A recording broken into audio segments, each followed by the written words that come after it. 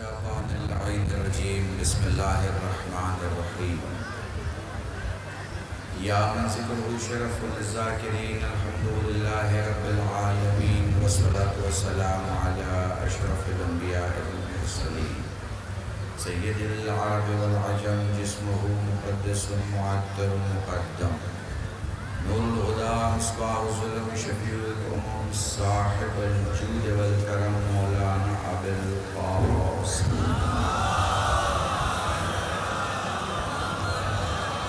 عليه الطيبين الطاهرين المعصومين المظلومين وشفيع المذنبين أما بعد فقد قال الله سبحانه وتعالى في القرآن الكريم بسم الله الرحمن الرحيم وما تشاءون إلا أن يشاء الله صلوات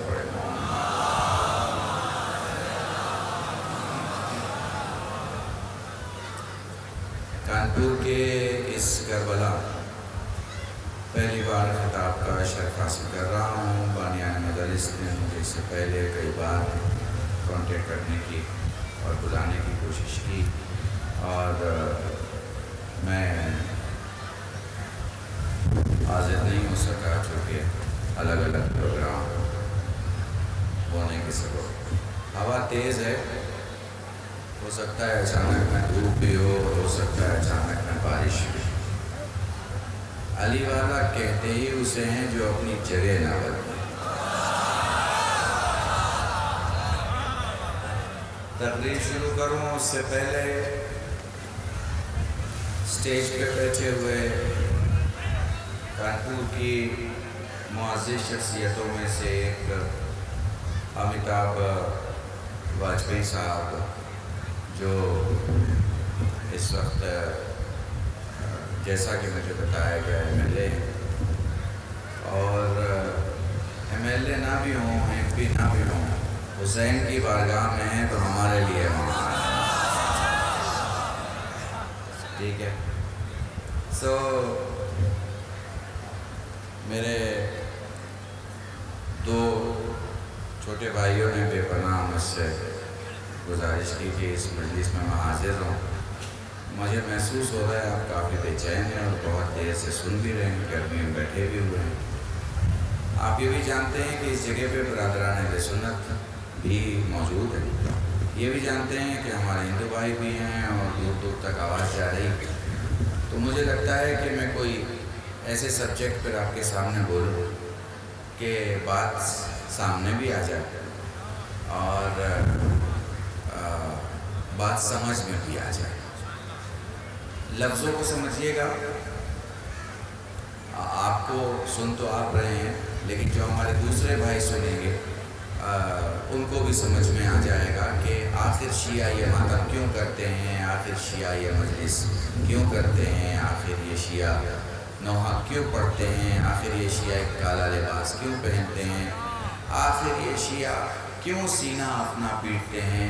ان سب چیزوں کو سمجھانا اور بتانا بہت ضروری ہے. ٹھیک ہے نا, ٹھیک ہے بھائی. جس کو جو پھیلانا تھا اس نے سالوں میں پھیلایا کہ ہم پانی میں کیا ملاتے ہیں اور چائے میں کیا ملاتے ہیں.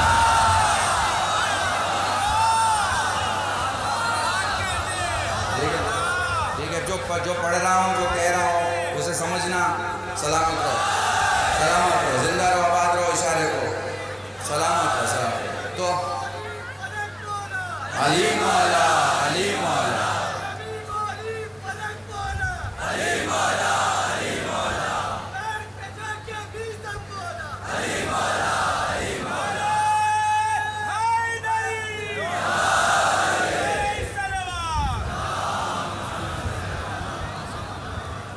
ٹو بی کلیئرفائی بہت ضروری ہے یہ بتانا اپنے آنے والے نوجوانوں کو, اگلی نسلوں کو, اگلے آنے والے تعزیہ داروں کو جو اپنے کندھے پر حسین کا تعزیہ اٹھاتے ہیں. ایک جملہ کہوں پھر آگے بڑھ جاؤں, سارا کلیئرفیکیشن اسی میں ہو جائے گا. بھائی امیتابھ بھائی امام حسین کو اگر ہم بھارتیہ بھاشا میں کچھ کہنا چاہیں تو یہ کہیں گے کہ وہ کربلا کے راج سنہاسن پر راج کرنے والے مہاراج. تیری بپتا کی کہانی سن کر ہندوؤں کی گنگا بھی پانی پانی ہو گئی. عجیب ذات ہے حسین کی، کچھ زیادہ نہیں کم لفظوں میں حسین وہ پاسپورٹ ہے، حسین وہ پاسپورٹ ہے جس کے بعد دنیا کے کسی ملک کے ویزے کی ضرورت نہیں ہوتی۔ میں ابھی ثابت کرتا ہوں، 10 محرم تھا نا تمہارے ہاں، تعزیہ اٹھی نا، تو کانپور کی تعزیہ سنی نے اٹھائی، ہندو نے اٹھائی، دلت نے اٹھائی، شیعہ نے اٹھائی، کہاں لے کے گئے؟ کہاں لے کے گئے؟ کربلا لے کے گئے نا۔ لکھنؤ میں اٹھی، کہاں لے کے گئے؟ کربلا لے کے گئے نا۔ دلی میں تعزیہ اٹھی، کہاں لے کے گئے؟ کربلا نا۔ احمد آباد میں اٹھی، کہاں لے کے گئے؟ کربلا نا۔ بمبئی میں اٹھی، کہاں لے کے گئے؟ کربلا نا۔ بھارت کے 4,80,000 گاؤں میں تعزیہ اٹھی، کہاں لے کے گئے؟ کربلا نا۔ ان سے پوچھو کہاں لے کے جا رہے ہو تو وہ کہتے ہیں ہم دفن کرنے جا رہے ہیں۔ ان سے پوچھو بھائی دفن کرنے تو قبرستان جاتے ہیں، تم کربلا کیوں جا رہے ہو؟ تو پلٹ کے بتائیں گے جو جی کے مر جائے قبرستان جاتا ہے، جو مر کے زندہ ہو جائے۔ سلامت رہیں، سلامت رہیں۔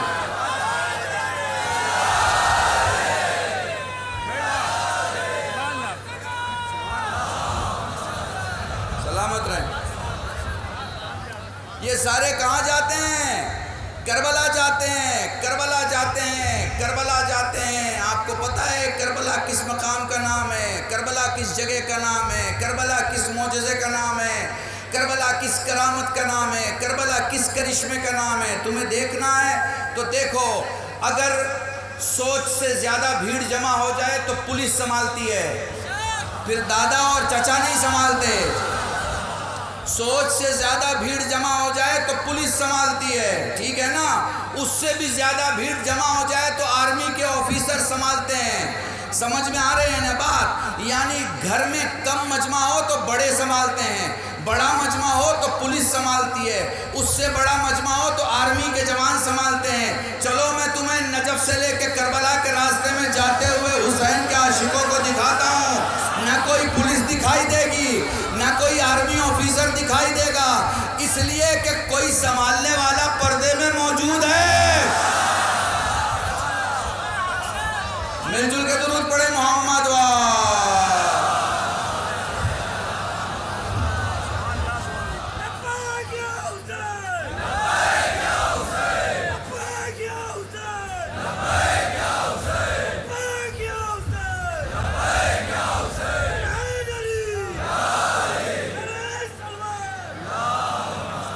ایک جملہ سن لو، ایک جملہ سن لو اس صلوات اور اس نعرے کے صدقے میں۔ تم کو پتہ ہے دنیا کا کوئی سلطان ایسا نہیں ہے، دنیا کا کوئی سلطان ایسا نہیں ہے۔ اپنی عظمت کو سمجھو عزادارو، عظمت کو سمجھو عزادارو، اپنے وقار اور اپنے اہمیت کو سمجھو۔ دنیا میں کوئی سلطان ایسا نہیں ہے جو یہ دعویٰ کرے کہ اس کے بیت المال میں جو کچھ ہے وہ حلال ہے، حلال بھی ہوگا اور حرام بھی ہوگا۔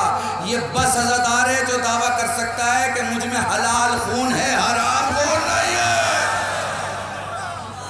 مل جل کے درود پڑھے محمد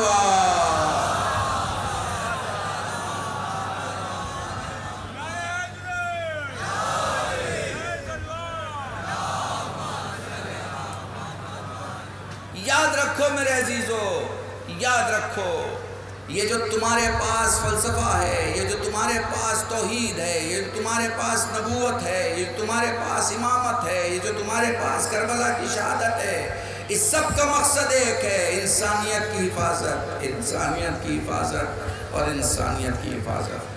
ہم مجلس میں کسی سے نہیں پوچھتے کہ تم کون ہو، حنفی ہو، مالکی ہو، شافعی ہو، حنبلی ہو، ہندو ہو، دلت ہو، برہمن ہو، کہاں سے ہو، کدھر سے ہو، کہاں سے آئے ہو، ہمارا کوئی سوال نہیں ہوتا۔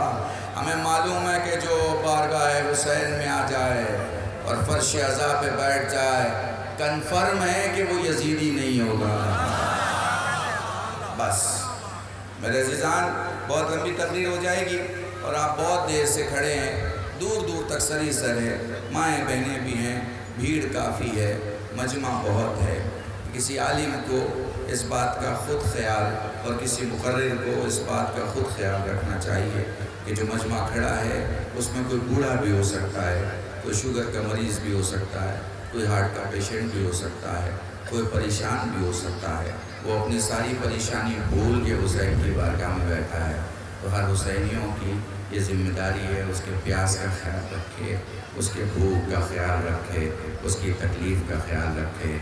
موسم کے حالات آپ دیکھ رہے ہیں، انشاءاللہ پھر کبھی آیا تو کسی موضوع پر آپ سے بات ہوگی۔ ابھی بس کم لفظوں میں اتنا، یہ میرے جوان جو کھڑے ہیں، اب میں مصائب کی طرف جانا چاہتا ہوں، اس سے گزارش ہے بیٹھ جائیں، یہاں سے لے کے اس دروازے تک بیٹھ جائیں۔ جو مجلس دیکھنے آئے ہیں وہ کھڑے رہیں، جو سننے آئے ہیں، جن کی ماں نے مجلس میں بیٹھنا سکھایا ہے، جنہوں نے شب جمعہ کی مجلسوں میں، تم زمین تو بالکل نہ دیکھو، اور تمہیں زمین اگر تکلیف میں محسوس ہو بیٹھنے میں تو کربلا کی زمین یاد کر لو۔ ویسے بھی تو کربلا میں بیٹھے ہو نا، ویسے بھی کربلا میں بیٹھے ہو۔ ہاں علی پاس میرے خیال سے مصائب کے لیے بتایا گیا کچھ، کس کے مصائب پڑھنے ہیں، کچھ بتایا کسی کے ہیں؟ میرے عزیزان جی بہت شکریہ آپ بیٹھ گئے۔ مجھے پتا ہے بیٹھنے میں زیادہ تکلیف ہے آپ کو، میں سمجھ سکتا ہوں، مگر میں یقین دلاتا ہوں جس زمین پر بیٹھے ہو نا، یہ زمین تمہیں سال بھر کے اندر اتنی بلندی دے دے گی کہ کئی لوگ تمہیں بیٹھنے کے لیے اپنی جگہ، اپنے گھر، اپنے مقام پہ کہیں گے۔ آرام سے بیٹھ جاؤ، بڑا احترام ہے، جہاں مجلس ہو جائے وہاں بیٹھنے کا بڑا احترام ہے۔ چلو ایک واقعہ سنا دیتا ہوں۔ تم مصائب کے پہلے منال کہتے ہیں کہ ہم مولا سے مصائب سن رہے تھے، مولا نے کسی سے کہا تو بیان کر، وہ بیان کرنے لگا، ہم نے دیکھا ہم سب رو رہے ہیں، اچانک ہم نے دیکھا ہمیں مولا دکھائی نہیں دیے، ہم دوڑ کے باہر آئے، ہم نے صحن میں دیکھا مولا سب کی چپلیں سیدھی کر رہے ہیں، مولا سب کی چپلیں سیدھی کر رہے ہیں۔ ہم نے کہا مولا ہمیں معاف کریں، ہم شرم سے مر جائیں کہ مولا ہم کس طرح کھڑے ہو پائیں گے آپ کے سامنے، آپ یہ کیا کر رہے ہیں؟ فرمانے لگے منال یہ بتا تو کس کے بابا کو رو رہا تھا؟ کہا مولا آپ کے بابا کو اور اپنے امام کو۔ تو کہا تو میرے بابا کا عزادار ہے نا، تو پھر میری ذمہ داری ہے میں دنیا والوں کو بتاؤں کہ تیرا معیار کیا ہے، تیری بلندی کیا ہے۔ میں نے اسی لیے آپ سب کو بٹھا دیا، بیٹھ جاؤ۔ وہ جو میرے سامنے کھڑے ہیں اگر وہ مومنین میں سے ہیں بیٹھ جائیں، اگر دیکھنے آئے ہیں کوئی پروگرام تو کوئی مسئلہ نہیں ہے، ضرور کھڑے رہیں، کوئی مسئلہ نہیں ہے، یہاں سب کو اجازت ہے، جو جیسے چاہے رہ سکتا ہے۔ تمہیں پتا ہے تم بیٹھ کے کھڑے ہو جاؤ گے، کھڑے ہو کے بیٹھ جاؤ گے، مگر وہ جو 4 سال کی سکینہ تھی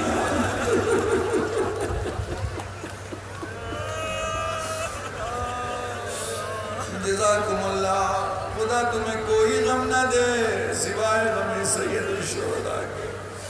میں کیسے بیان کروں تمہارے سامنے، کیسے بیان کروں، میرے پاس الفاظ نہیں ہے۔ سید سجاد سے سائل مدینے میں سوال کرتا ہے، سید سجاد سے سائل مدینے میں سوال کرتا ہے، مولا تیرے بابا کا نام سب سے زیادہ کس نے پکارا؟ سید سجاد تھوڑی دیر خاموش رہ کے فرماتے ہیں، کربلا میں سب سے زیادہ میرے بابا کو میرے بھائی قاسم نے پکارا۔ وہ کہتا مولا وہ کیسے؟ فرمایا قاسم اکلوتا شہید ہے جس کے پاؤں رکاب میں پھنس گئے تھے، پھر یوں ہوا جدھر گھوڑا جاتا ادھر میرا قاسم جاتا، پھر یوں ہوا ادھر کے گھوڑے ادھر ہو گئے، ادھر کے گھوڑے ادھر ہو گئے، میرا قاسم ٹکڑوں میں بڑھ گیا۔ فارسی کے ایک شاعر نے ایک تصور دیا ہے، اگر محسوس کر سکو تو محسوس کر لینا، وہ حقیقت کے بہت قریب، جو واقعہ ہے اس کے بہت قریب کے کچھ شعر کہتا ہے، اس کے معنی تمہیں بتا رہا ہوں۔ وہ بے چینی کو دکھاتا ہے حسین کے، حسین قاسم کو دیکھ کے کتنا بے چین تھے۔ اپنی بزرگ ماں بہنوں کو یہ جملہ بھی ہدیہ کر رہا ہوں، حسین نے جب سارے ٹکڑے اٹھا کے اپنی ابا میں رکھ لیے، آپ کو پتا ہے جب چوٹ چہرے پر یا ہاتھ پر یا کسی جگہ پڑے وہ جگہ پھول جاتی ہے، اور جب چہرہ پھولتا ہے اور آنکھیں پھولتی ہیں پھر آنکھیں کھولی نہیں جاتی۔ وہ کہتا ہے چوٹ اتنی تھی قاسم کے جسم پر، چوٹ اتنی تھی قاسم کے جسم پر کہ لاشوں کے ٹکڑے تو حسین نے جمع کر لیے، مگر سر کے پاس بند آنکھوں کو دیکھ کے فرماتے لال آنکھیں کھول دے،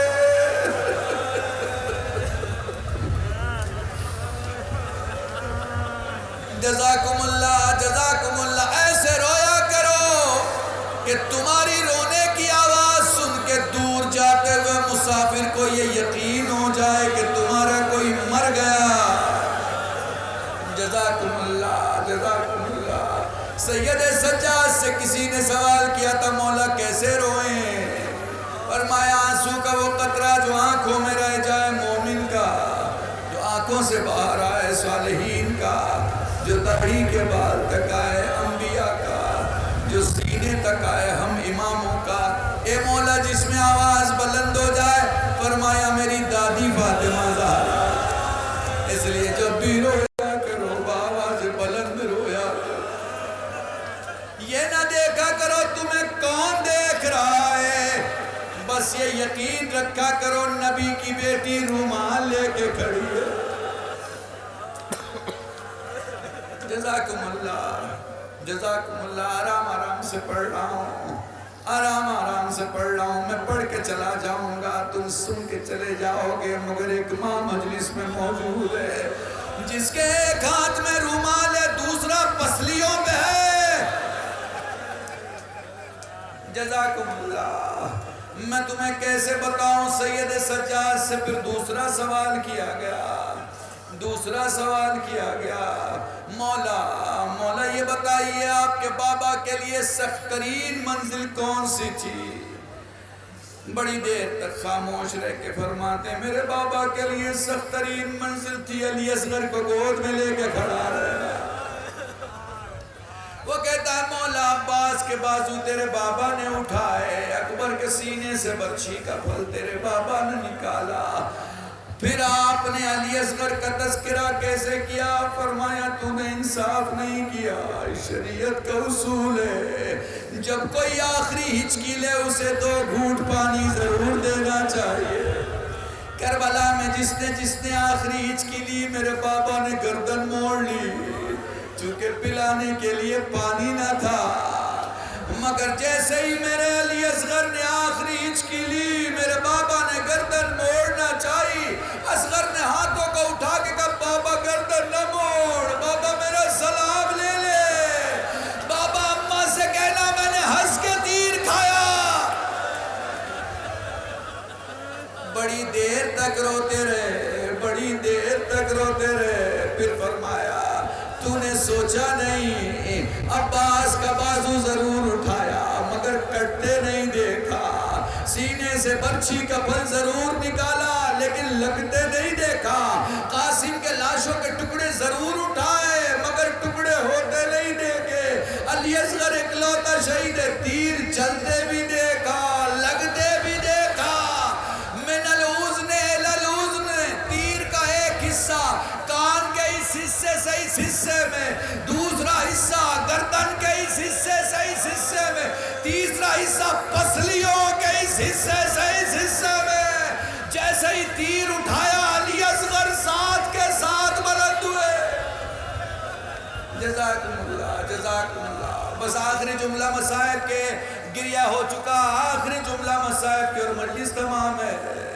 میں تمہیں کیسے بتاؤں حسین نے کیسے گزارا کربلا میں سارا وقت، حسین نے کیسے سنبھالا، ہاں گھوڑے پہ سوار ہوئے، ہم میدان میں آئے، چاروں طرف سے تیر و تبر کی بارش ہوئی، 82 بار حسین نے اٹھنے کی کوشش کی مگر حسین نہیں اٹھ سکے۔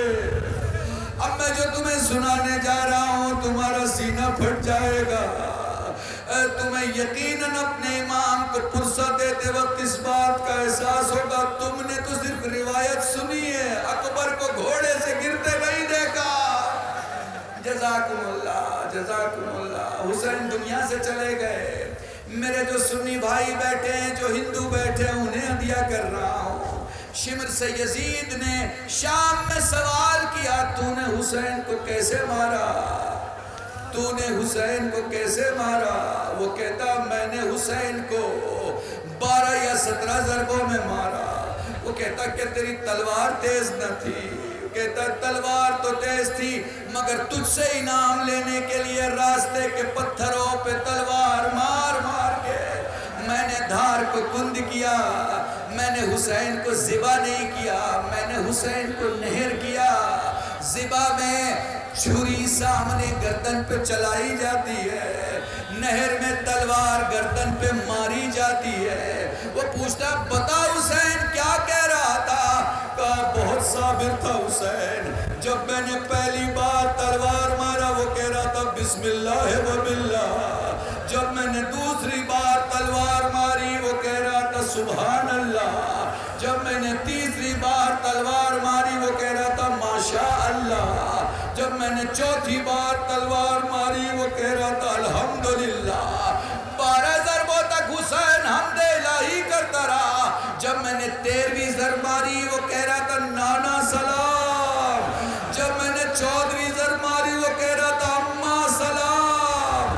جب میں نے 15ویں ضرب ماری وہ کہہ رہا تھا بابا سلام. جب میں نے 16ویں ضرب ماری وہ کہہ رہا تھا بھیا حسن سلام. میں 17ویں ضرب مارنے کو تیار تھا. حسین کی گردن کٹنے کو آمادہ تھی. حسین پوری طاقت سے اپنی گردن اٹھانے کی کوشش کر رہے تھے. میں نے دیکھا حسین سے گردن نہیں اٹھی. میں نے دیکھا حسین نے